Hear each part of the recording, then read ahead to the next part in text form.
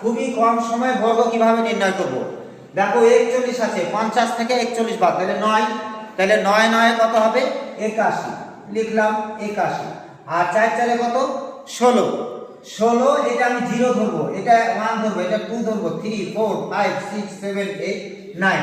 আচ্ছা 16 সাথে 0 যোগ, তাহলে 16, তাই না?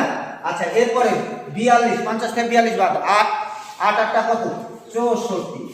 আর 4 4 কত 16, 16 এটা 1 নাম্বার ধরেছি, এটা 0, এটা 1, এটা 2, 16 আর 1 কত হচ্ছে 17। 43, 50 থেকে 43 বাদ, 7 7 7টা কত 49। আর 4 4 কত 16, আর এটা 2 নাম্বার, তাহলে 16 আর 2 কত 18। 44, 50 থেকে 44 বাদ, 6 6 6 কত 36। আর 4 4 কত 16, আর এটা 3 নাম্বার, তাহলে 16 আর 3 19। 45, 45 এর